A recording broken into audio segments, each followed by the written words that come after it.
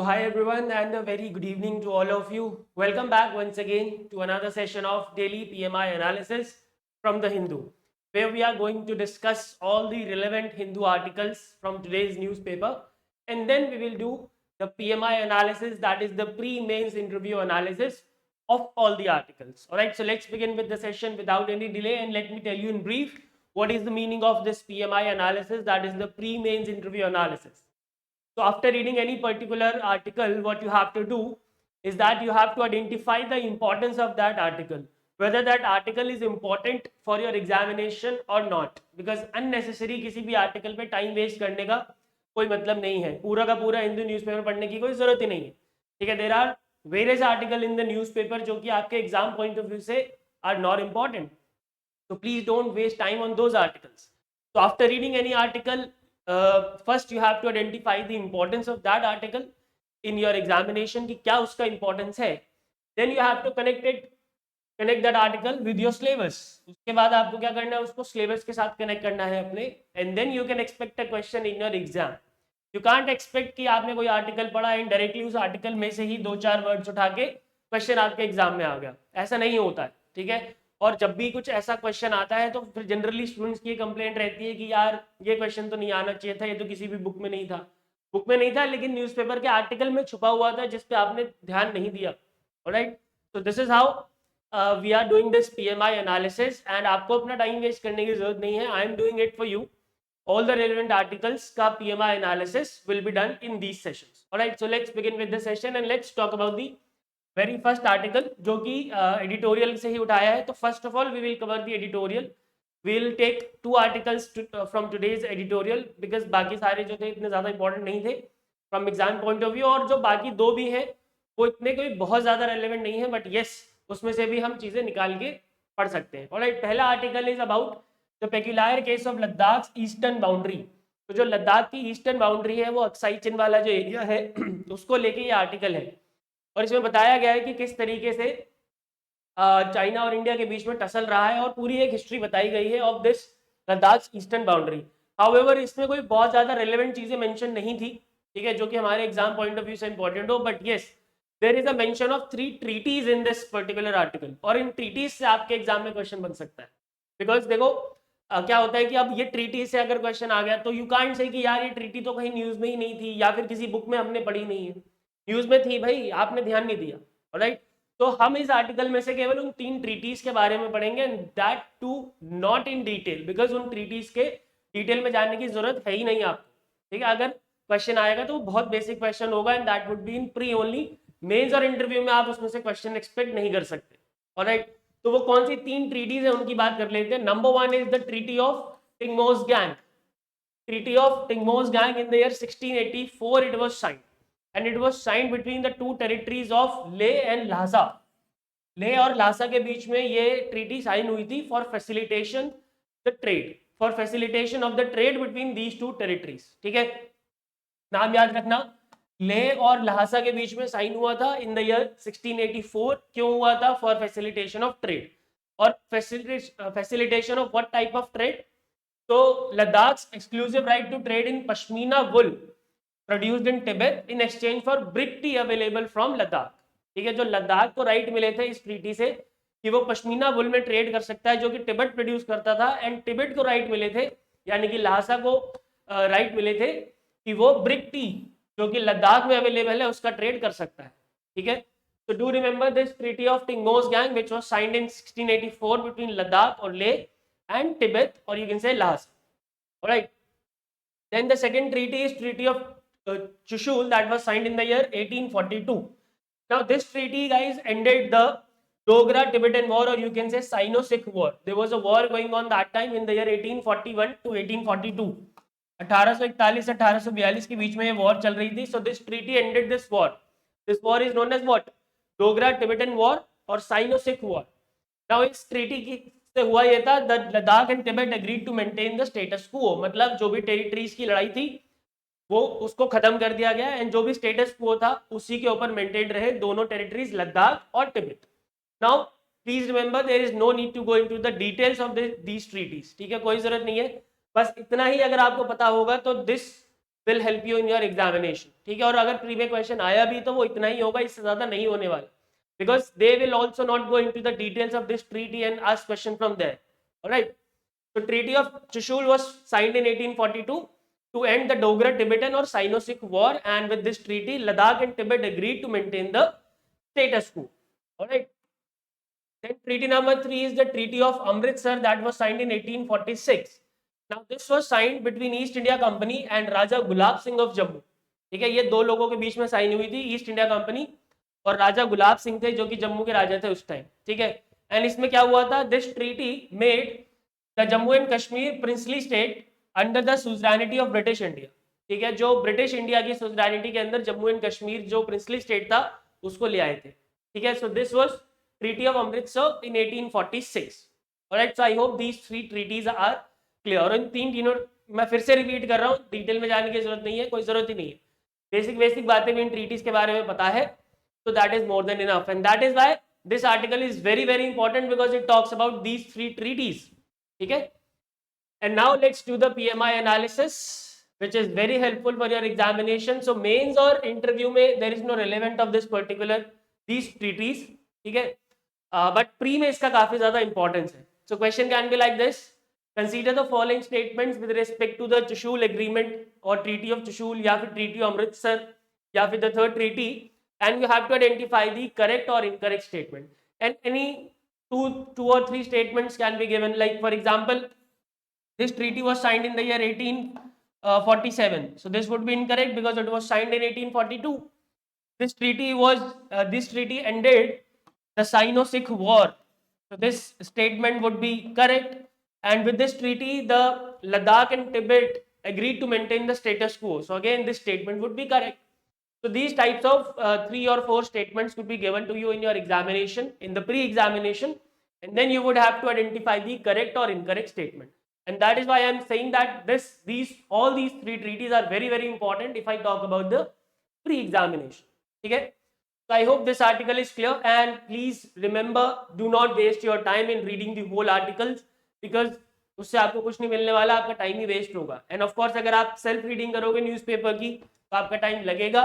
So that is why I recommend कि ये sessions देखो, इन सेशंस के थ्रू आपके सारे आर्टिकल्स भी क्लियर होंगे और उसके अंदर छुपी हुई जो इंफॉर्मेशन है वो भी क्लियर होगी. Alright, and of course the PMI analysis which is the most important part after reading any particular article from any newspaper. Alright, moving ahead to the next article which talks about there is a time for India now to redefine its relationship with Russia. इस article में author ये कह रहे हैं क्योंकि Russia अब बहुत ही खराब पोजीशन में आ चुका है इन द जियोपॉलिटिकल वर्ल्ड, तो इंडिया को अपने पोजीशन को रीडिफाइन करने की जरूरत है. इंडिया को जो अपने रिलेशनशिप है रशिया के साथ उसको रीडिफाइन करने की जरूरत है. ठीक है, तो इस आर्टिकल में वही सारी चीजें मेंशन है. So let's talk about this article then कि क्या क्या इसके अंदर इंपॉर्टेंट पॉइंट्स हैं. Number 1, this article says that indeed Russia's attack on Ukraine has put India into a foreign policy conundrum. India की तरफ से एक फॉरेन पॉलिसी क्राइसिस है क्योंकि अब रशिया की जो पोजीशन है वो जियोपॉलिटिक्स में इतनी ज्यादा स्ट्रांग नहीं रही. व्हाई? बिकॉज उनके ऊपर सैंक्शंस लगे हैं वेस्टर्न वर्ल्ड से बहुत सारे. नंबर 1. नंबर 2, उनके जो गैस इंपोर्ट्स है, ऑयल इंपोर्ट्स है, उनके ऊपर बैन लगा दिया गया है जिससे बहुत ज्यादा इंपैक्ट हुआ है रशिया की इकोनॉमी को. नंबर 3, स्विफ्ट बैंक से उनको बाहर कर दिया गया है जिसकी वजह से उनका फॉरेन एक्सचेंज खत्म हो गया है, फॉरेन ट्रेड करना उनके लिए मुश्किल हो गया है. इसके अलावा नंबर 4th रीजन, जो रशिया की मिलिट्री है उसने भी कोई बहुत ज्यादा अच्छी परफॉर्मेंस नहीं दिखाई है in invasion during the invasion of Ukraine. Because हम सब जानते हैं लगभग 1 महीना हो चुका है एंड यूक्रेन अभी भी टिका हुआ है in the against the forces of Russia. तो इससे हमें ये पता चल रहा है कि जो रशिया की मिलिट्री माइट है वो इतनी ज्यादा इंपैक्टफुल नहीं रही इन दिस केस.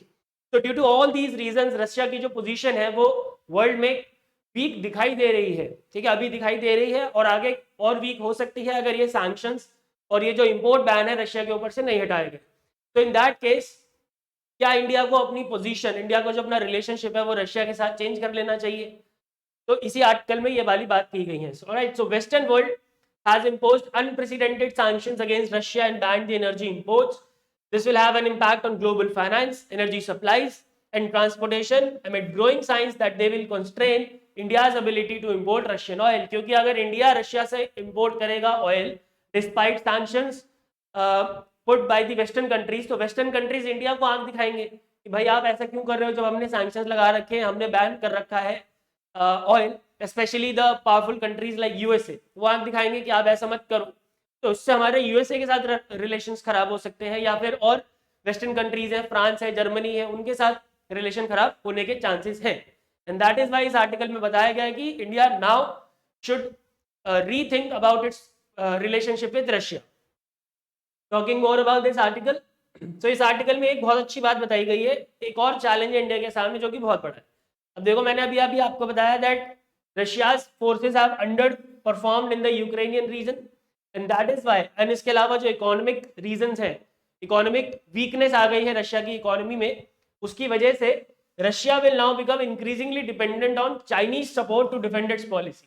रशिया जो है चाइना की तरफ देखेगा कि आप हमारी पॉलिसीज को डिफेंड करो, एंड ऑफ कोर्स अगर रशिया चाइना की तरफ देखेगा कि आप हमारी पॉलिसीज को डिफेंड करो, उनकी पॉलिसीज को डिफेंड करने के लिए, तो चाइना भी उसके बदले में कुछ मांगेगा, ठीक है ना। क्या मांगेगा आगे देखते हैं। This could be India real challenge, क्यों ये इंडिया के लिए रियल चैलेंज होने वाला है, कैसे, because Beijing has consistently sought to expand its zone of military, economic and political, ठीक है ना, political influence through the belt and road initiative, alright. तो बेसिकली द थिंग इज कि अब रशिया अगर चाइना की तरफ देखेगा, हेल्प मांगेगा, तो रशिया जो चाइना है वो भी एक्सपेक्ट करेगा रशिया से कि वो भी हमें हेल्प करे। तो in that case Indo Pacific reason में जहां पे चाइना अपना इन्फ्लुएंस ऑलरेडी बनाना चाहता है, तो इन दैट केस जो इंडिया की तरफ से जो उसको अगेंस्ट, इंडिया जो अगेंस्ट है इन दैट थिंग, तो उसको वीकन किया जा सकता है। कैसे? क्योंकि अगर चाइना रशिया से कहेगा कि आप इस चीज से बाहर हो जाओ, तो इंडिया कभी भी चाइना रशिया से ये नहीं कह पाएगा कि आप हमारी मदद करो इन जब चाइना अपने आप को इंडो पैसिफिक में बढ़ा रहा है तो आप उसको रोकने में हमारी मदद करो, तो रशिया बिल्कुल नहीं करेगा, क्योंकि रशिया को चाइना से सपोर्ट मिल रहा होगा। Alright, so it will definitely impact India's China relation. Moving ahead, so अगर अब देखो ऐसा है, अगर रशिया ने चाइना से सपोर्ट मांगा, ठीक है, तो चाइना की जो पावर है, जो चाइना का माइट है, वो और ज्यादा इंक्रीज होगा इन द इंडो पैसिफिक रीजन। और इंडो पैसिफिक रीजन में आप सबको पता होगा जो क्वाड कंट्रीज है वो काम कर रही है to restrict the China's influence, alright. तो अब इन दिस केस अगर इंडिया रशिया की टूवर्ड्स अपना स्टैंस नहीं चेंज करता है, और अगर यूएसए से या फिर बाकी क्वाड कंट्रीज से जाके मदद मांगता है कि आप हमारी मदद करो to restrict China's influence in the Indo Pacific region, तो इन दैट केस जो ये क्वाड कंट्रीज हैं या फिर जो यूएसए है वो एग्री नहीं होंगे इंडिया की मदद करने में। तो दिस इज हाउ जो इंडिया की जो पोजीशन है वो थोड़ी सी अभी डाइसी चल रही है, थोड़ा सा दिक्कत में चल रही है इंडिया की position with respect to Russia. And of course continued dependence on Russia when weaponry has become India's strategic headache, क्योंकि हमारा मोर देन 70% जो वेपन्स है वो कहाँ से आता है? रशिया से आता है। अब अगर हम रशिया से ही दुश्मनी ले लेंगे तो फिर हम फंस जाएंगे, ठीक है, या दुश्मनी ना लेके रशिया के को अगर सपोर्ट नहीं करेंगे तो अगेन हम फंस जाएंगे। हाउएवर व्हाट आई बिलीव कि इंडिया ने कोई भी एक डायरेक्ट स्टैंड नहीं लिया है, neither India supported Russia, neither nor India is against the Russia, ठीक है। इंडिया ने अपना हर जगह पे जो वोट है उसमें एब्सटेन किया है अपने आप को। तो एब्सटेन करने का मतलब ये नहीं होता बिल्कुल भी हम किसी के सपोर्ट में है या फिर किसी के अगेंस्ट है। तो इन ग्राउंड्स के ऊपर इंडिया अपने आप को बहुत अच्छे से डिफेंड कर सकता है अगर इन फ्यूचर जरूरत पड़ी in front of any western country और in front of Russia also, ठीक है। तो this was about this article and now let's do the PMI analysis. तो प्री में तो I don't think that it is relevant because international relation से question तरीके से नहीं आते हैं, but yes for mains and interview this is very very important. Mains में वी ऑल नो GS2 में we have international relations and in that a beautiful question can be asked. It is the time for India to redefine its relations with India, discuss in the light of Russia's position in current geopolitics. अब Russia की जो position है वो खराब हो चुकी है, तो क्या इंडिया को अपने रिलेशनशिप को चेंज कर लेना चाहिए? तो देखो भाई, इसमें आपको जो पॉइंट्स लिखने होंगे वो वही लिखने होंगे जो गवर्नमेंट ऑफ इंडिया का स्टैंड है। अब पहले आप ये बता दोगे, देखो कीवर्ड्स पकड़ो इसके अंदर, what are the keywords. First of all Russia की जो पोजीशन है इन द करंट जियोपॉलिटिक्स वो आपको बतानी है कि ये पोजीशन है जी, ठीक है। उसके बाद जो इंडिया का स्टैंड है उसके ऊपर वो बताना है, एंड देन फाइनली आपको ये बताना है कि क्या इंडिया को अपने रिलेशन को चेंज करना चाहिए या नहीं करना चाहिए। तो मैं ये सजेस्ट करूंगा कि जो गवर्नमेंट ने बोला है, गवर्नमेंट ने ये बोला है कि जो इंडिया का रिलेशन है विद द एंटायर वर्ल्ड वो केवल नेशन के इंटरेस्ट में है और उसी इंटरेस्ट में आगे बढ़ता रहेगा, ठीक है। तो इस तरीके से अगर आप आंसर लिखोगे तो आपका ना तो इधर गया ना उधर गया, दोनों बातें आपने कह दी। ऑलराइट, गवर्नमेंट ऑफ इंडिया का स्टैंड भी बता दिया आपने और अपना कंक्लूजन भी दे दिया कि यस, इंडिया को जो भी अपने रिलेशन बनाने हैं किसी भी देश के साथ, वो केवल और केवल नेशनल इंटरेस्ट में होने चाहिए, उसके अलावा नहीं होने चाहिए। अगर रशिया के साथ रिलेशन अच्छे करने से हमारा नेशनल इंटरेस्ट बढ़िया रहता है तो हमें वो करना चाहिए, अगर खराब करने से हमारा नेशनल इंटरेस्ट अच्छा रहता है तो हमें वो करना चाहिए। ऑलराइट, और इसके रिगार्डिंग अभी एस जयशंकर जो कि फॉरेन अफेयर्स मिनिस्टर है, उन्होंने राज्यसभा में एक स्टेटमेंट भी दी थी कि जो भी हमारे डिप्लोमेटिक रिलेशंस है with the entire world, that is based on the Nations interest only. Alright, an interview में भी same question you can expect. Do you think that India should change its position towards Russia looking at the weakening down of Russia's economy? क्योंकि Russia की economy week हो रही है तो क्या हमें अपनी पोजीशन चेंज कर लेनी चाहिए? And again the same points आप बोल सकते हो ड्यूरिंग योर इंटरव्यू। ठीक है, so I hope this article is clear. Let's move ahead to another article. Yes, this is what I was talking about, जो कि एस जयशंकर ने राज्यसभा में बोला है। Government steps in to tackle Russian trade hurdles. So basically there was a question in Rajya Sabha asking the Ministry of Foreign Affairs कि क्या हमें अब रशिया के साथ जो अपनी पोजीशन है उसको चेंज करना चाहिए, और जो हम हर जगह पे एब्सटेन कर रहे हैं क्या वो हमारे लिए ठीक है या नहीं ठीक है। तो इस पे एस जयशंकर ने बोला है that India's foreign policy decisions are made in Indian national interest and we are guided by our thinking, our views and our interest. So there is no question of linking the Ukraine situation to issue of trade. जो Ukraine का situation है उसको trade से link करने का कोई reason ही नहीं है, कोई मतलब ही नहीं है। तो जो मैंने अभी आपको थोड़ी देर पहले बताया इन द प्रीवियस आर्टिकल कि इंडिया की जो डिप्लोमेसी है, डिप्लोमेसी है या डिप्लोमेटिक रिलेशंस है विद एनी कंट्री, वो सिर्फ और सिर्फ इंडिया के नेशनल इंटरेस्ट के बेसिस पे है। जब तक इंडिया का नेशनल इंटरेस्ट बना रहेगा तब तक हम काम करते रहेंगे। जिस दिन लगेगा कि इंडिया का नेशनल इंटरेस्ट खतरे में है तो हम उस कंट्री के साथ डिप्लोमेसी बंद कर देंगे। ऑलराइट, तो वही डायरेक्टली बोला है, इन्होंने आउटराइटली बोला है इन this particular article. Alright, now from this article you can not expect any question, but yes definitely आपको इसके बारे में पता होना चाहिए कि गवर्नमेंट ऑफ इंडिया का क्या स्टैंड है, बिकॉज ये रशिया यूक्रेन का जो वॉर है ये बहुत ही इंपॉर्टेंट इंटरनेशनल इवेंट हो रहा है अभी। तो इसके बारे में जो भी छोटी छोटी या बड़ी बड़ी चीज आती है उसके बारे में आपको पता होना चाहिए। Alright, and now let's move ahead to another article, very important. Definitely you can expect one question in your pre mains and interview में भी पूछ सकते हैं। ठीक है, हालांकि इंटरव्यू में चांसेस बहुत कम है, बट यस इंटरव्यू में भी पूछा जा सकता है। so it is based on Mullaperiyar Dam. There is an issue which is going on between Kerala and Tamil Nadu based on Mullaperiyar Dam. तो उसी के ऊपर ये आर्टिकल है जिसमें सुप्रीम कोर्ट ने बोला है कि now we have to quickly end this issue. इस इशू को हमें बहुत जल्दी खत्म करना चाहिए, और जो भी परमानेंट सुपरवाइजरी कमेटी है जो कि इस इशू को रिजॉल्व करने के लिए बनाई गई थी, उस कमेटी को बोला है कि now it's time to quickly end this issue. And जो दोनों स्टेट्स हैं उनको आप समझाओ जाके और बोलो कि भैया इस इशू को जल्दी से जल्द खत्म करो। ठीक है, बट मुल्लापेरियार डैम क्या है, कहाँ लोकेटेड है, इसकी पोजीशन क्या है और इशू क्या है, ऑल दीज थिंग्स आपको पता होनी चाहिए। Only then you would be able to understand this particular article. हालांकि इस आर्टिकल में कुछ भी बहुत इंपॉर्टेंट नहीं है, but yes we are going to discuss this Mullaperiyar dam issue. Alright, so first of all let's talk about where is this Mullaperiyar dam and ये मतलब बेसिकली क्यों इसके पीछे कॉन्फ्लिक्ट निकल के आया। So it is located on the confluence of two rivers. Number one is Mullayar and number two is Periyar. It is located on the confluence of Mullayar and Periyar rivers. It is located in Idukki district of Kerala. It is located in Idukki district of Kerala. लेकिन it is managed, it is operated and maintained by the Tamil Nadu government. ठीक है, ये located है केरला में, पर इसको operate और maintain कौन करता है, तमिलनाडु। तो कॉन्फ्लिक्ट तो होना ही था, क्योंकि अगर एक स्टेट में लोकेटेड है और वही स्टेट उसका पानी यूज नहीं कर सकता, Kerala can not use the waters of Mullaperiyar dam. ठीक है, तो ऑफ कोर्स ये कॉन्फ्लिक्ट तो होना ही था, ये जो इशू है ये होना ही था। Right, so remember it is located in Kerala's Idukki district but it is operated and maintained by Tamil Nadu. Now what benefit this dam is giving to Tamil Nadu? So remember it is providing drinking water and irrigation facilities to 5 districts of Tamil Nadu. And please remember the name of all these 5 districts, because they can mention the name of these districts in one of the statements based on any question on Mulla Periyar Dam. So what are these 5 districts? These are this: Theni, Madurai, Sivganga, Dindigul and Ramnath. These are the 5 districts which are benefiting from the waters of Mulla Periyar Dam. And that is why ये conflict तो होना ही था, because location है इसकी केरला में और benefit हो रहे हैं तमिलनाडु के डिस्ट्रिक्ट. राइट. नाउ रिमेंबर, ये जो तमिलनाडु के पास इसकी ऑपरेशन की और मेंटेनेंस की रिस्पॉन्सिबिलिटी है, ये कैसे आई थी?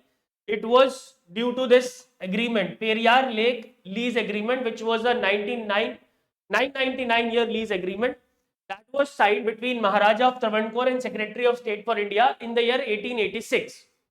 1886 में 1886 में this agreement, Periyar Lake Lease Agreement, was signed between Maharaja of Travancore and Secretary of State for India. And with that agreement, the responsibilities of operation and maintenance of this dam was transferred to Tamil Nadu government. Alright. So this is some basic information about Mulla Periyar Dam.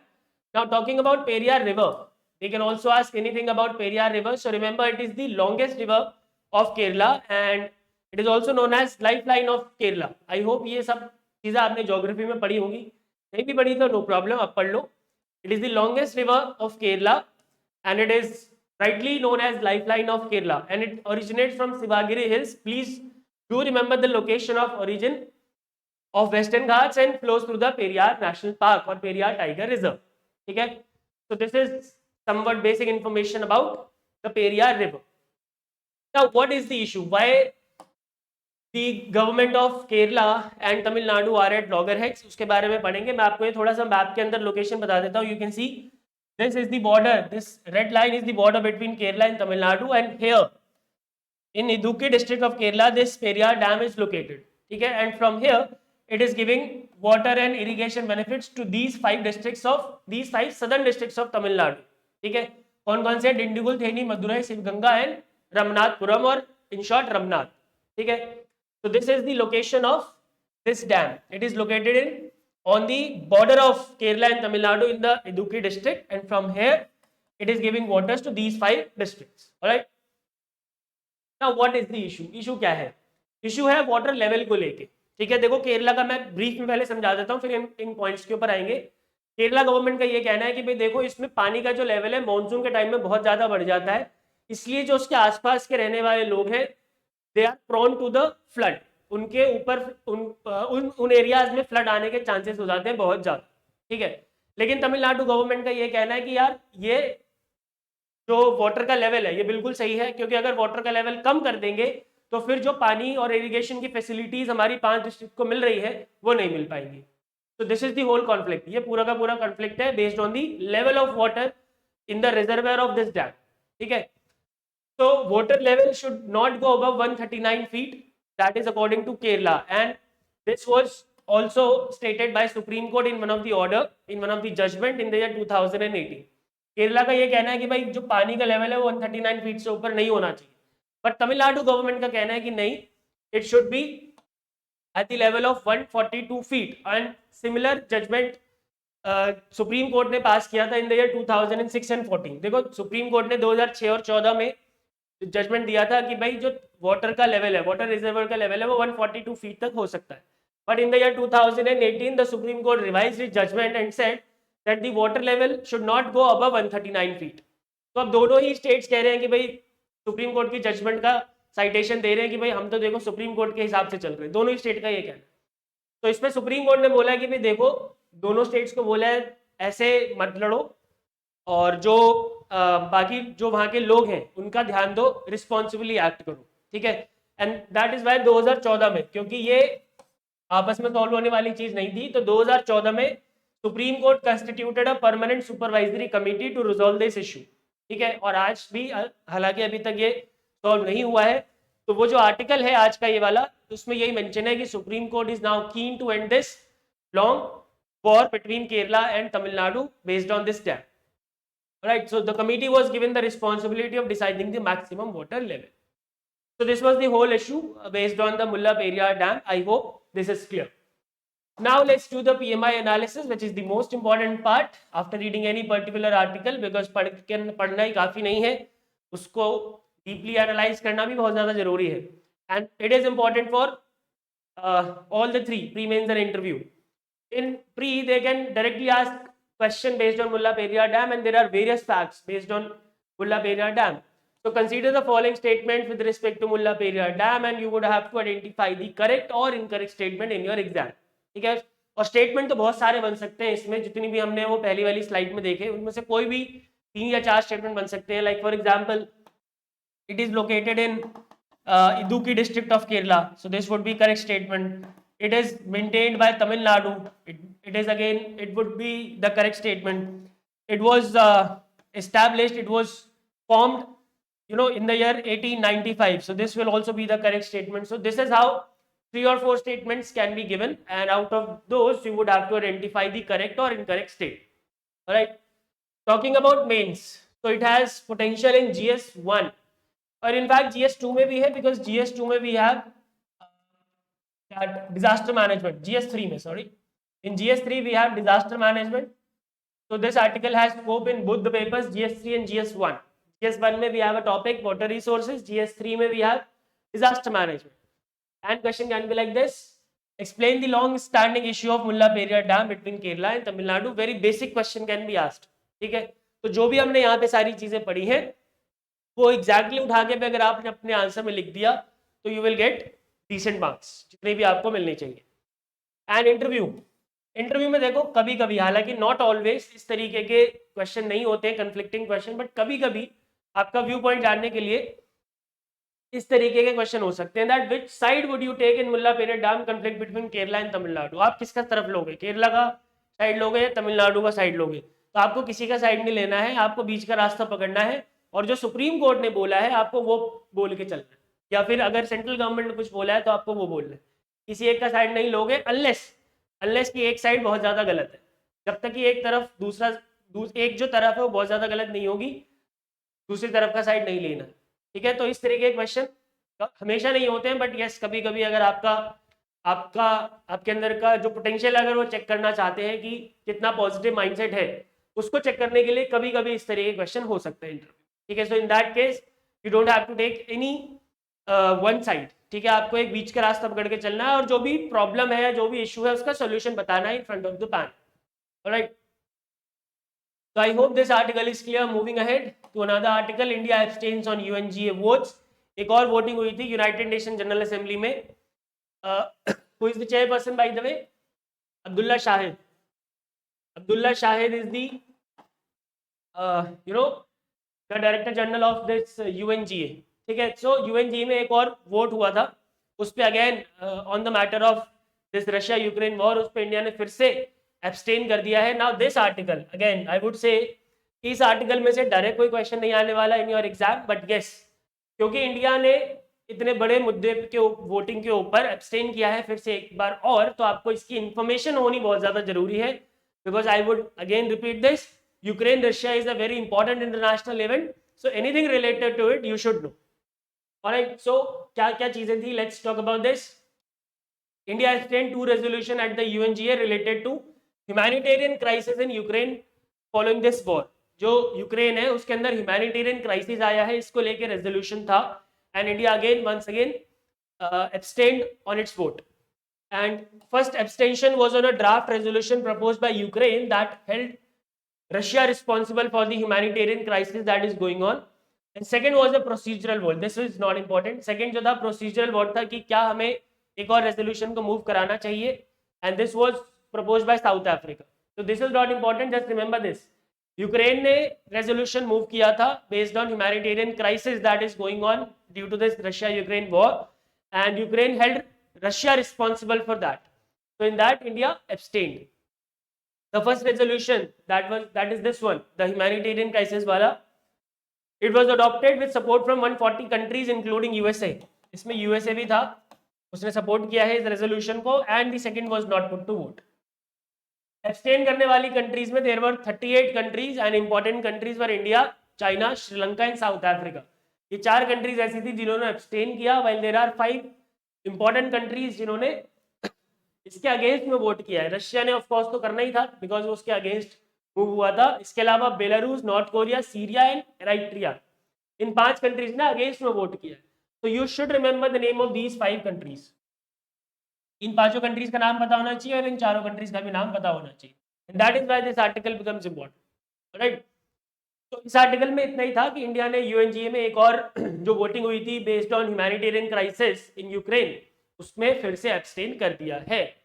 Alright, so talking about PMI analysis, so pre and mains में that is not relevant, but yes, of course, interview में you can be asked this question that what are your views on continuous abstain of India from voting in Russia Ukraine issue. क्योंकि India की जो issue शुरू से ही है, हम किसी की तरफ अलाइन नहीं है जी, ठीक है, सबका साथ और सबका विकास हमारा शुरू से ही एजेंडा रहा है ये, ठीक है ना. वही चीज आपको अपने इंटरव्यू में अपने वर्ड्स में मेंशन करना है, जो गवर्नमेंट ऑफ इंडिया का स्टैंड, कि मैं फिर से रिपीट कर देता हूं कि गवर्नमेंट ऑफ इंडिया के डिप्लोमेटिक रिलेशंस किसी भी देश के साथ नेशन इंटरेस्ट में है, एंड दैट इज वाई अपने नेशन इंटरेस्ट को ध्यान में रखते हुए इंडिया ने एब्सटेन किया है on all the international platforms. Alright, moving ahead, India to be free by the year sorry, by the year 2025, it is stated by Mansukh Mandavia, the Minister of Health for India. So this statement came on the World TB Day. World TB Day, that was on 24th March. 24th March को World TB Day था, उसके अंदर उसमें ये statement दिया. Now can you tell me what was the theme of World TB Day? Write down in the comments. And you have to also tell me the name of bacteria which causes this TB. Alright, bacteria का नाम बताओ. बहुत ही simple नाम है और आपने बहुत बार पढ़ा होगा.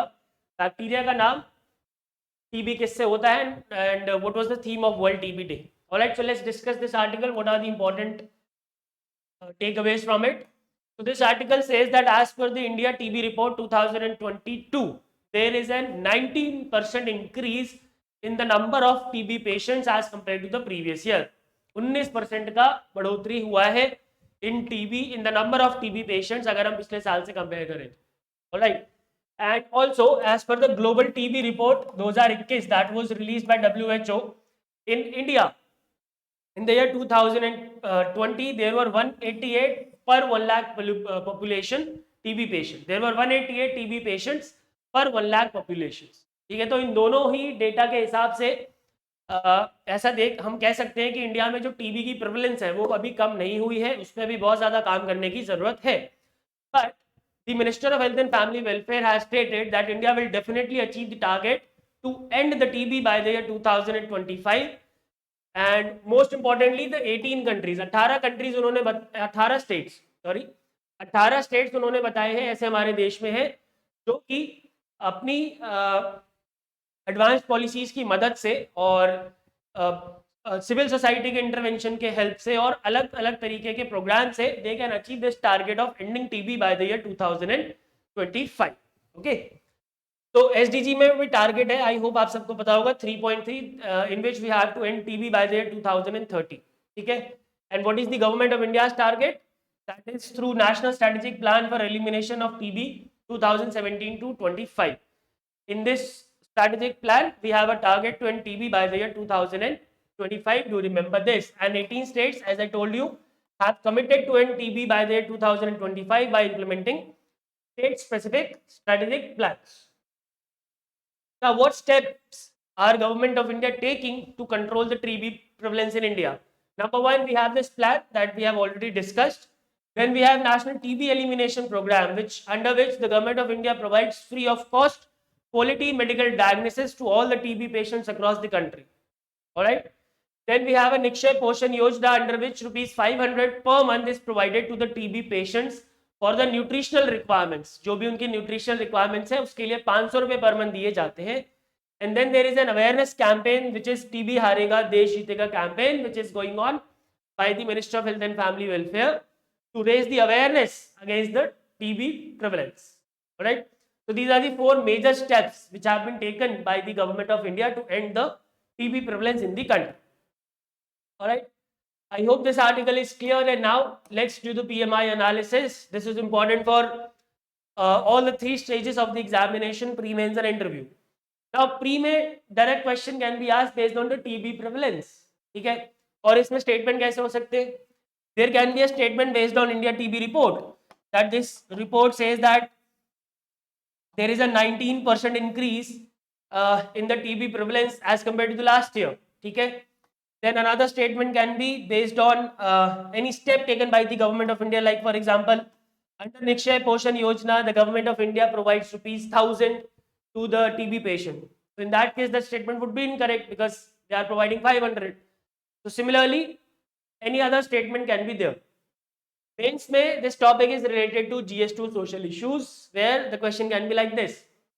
Looking at the increasing prevalence of TB in India as per the recent India TB report, is it a reality that India will achieve the target of eliminating TB by 2025? तो देखो अब यहाँ पे क्या है, ये थोड़ा सा उल्टी तरफ जा रहा है क्वेश्चन. ये इसमें क्वेश्चन में पॉजिटिविटी नहीं है.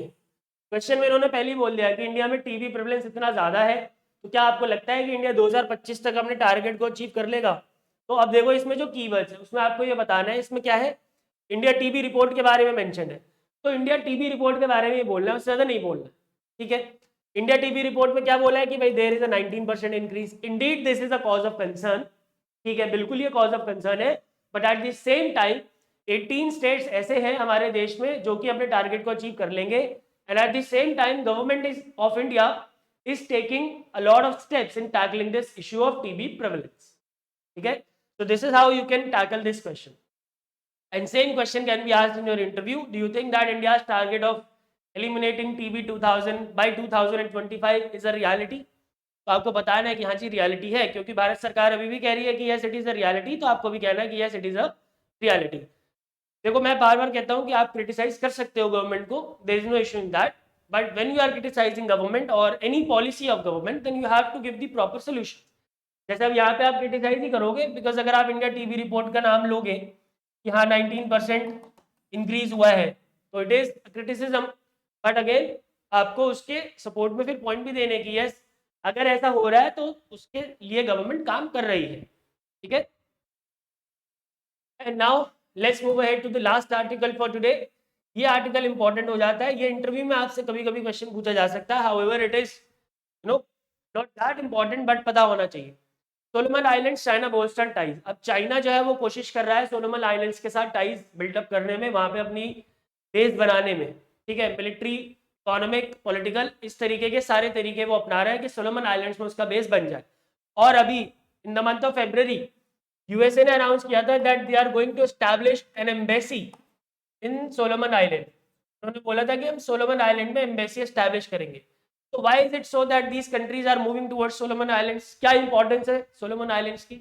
इंपॉर्टेंस बहुत ज्यादा है. देखो ऑस्ट्रेलिया यहाँ पे which is a member of Quad, इधर पैसिफिक ओशन है और ये रहा सोलोमन आइलैंड्स. तो अगर जिस कंट्री का सोलोमन आइलैंड्स के ऊपर कब्जा हो जाएगा, कब्जा नहीं कहूंगा, दबदबा हो जाएगा, उसका दबदबा पैसिफिक ओशन में भी हो जाएगा.